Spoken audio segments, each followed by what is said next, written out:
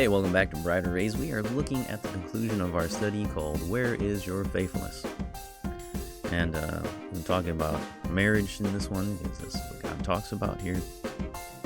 That the marriage vows, relationships between married people is something that God holds very important.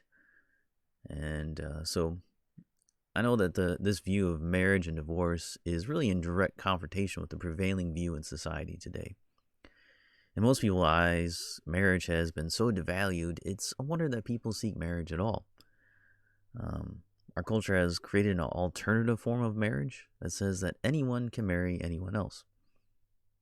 Marriage is not a God-witnessed covenant that has attendant blessings and curses for those that violate it.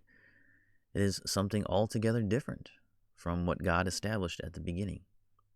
We have gay and transgender marriages that might be valid according to the state, but are not recognized by God.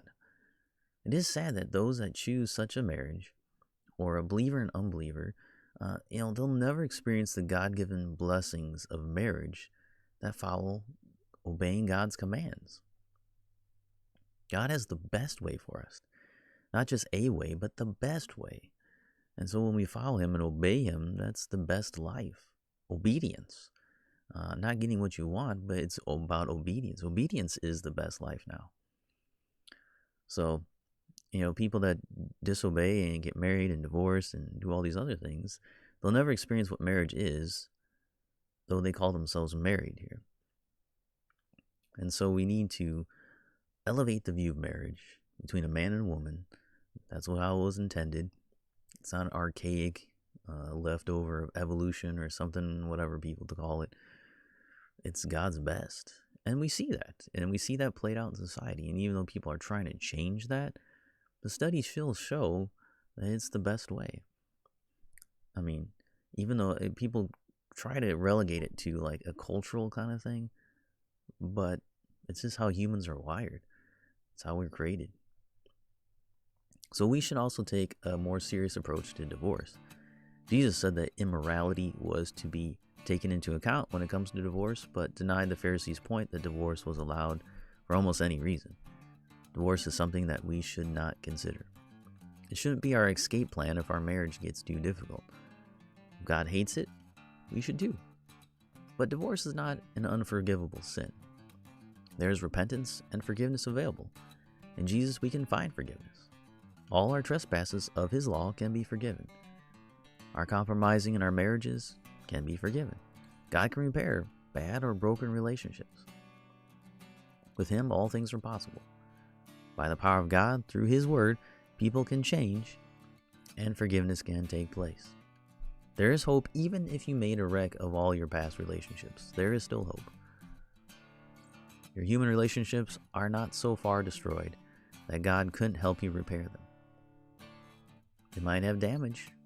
There's consequences. But there still can be repairing. There still can be a coming together again. There still can be this,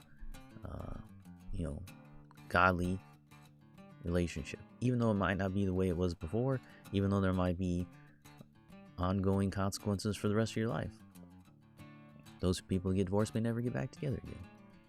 But the relationship between the two people can be at a place where it's not sinful.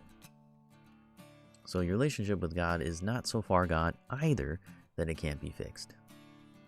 That's the point too, that your relationship with God can be fixed too. God can fix those. So the idea is that we need to run to God.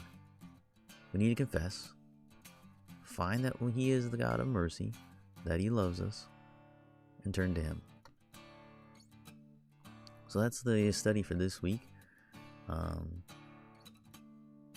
Hopefully that helps. But yeah, we need to think differently about these things than the world does. Because the world is thinking wrongly, and then they do studies and it says, hey, you're wrong. And then they just do whatever they want to anyway. They do what's right in their own eyes, even though just the bare facts, even though they're God facts.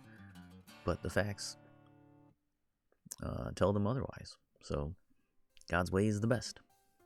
And obedience is the best life. So that's what we need to learn this week. So come back next week and we'll continue on to Malachi, looking at the next section.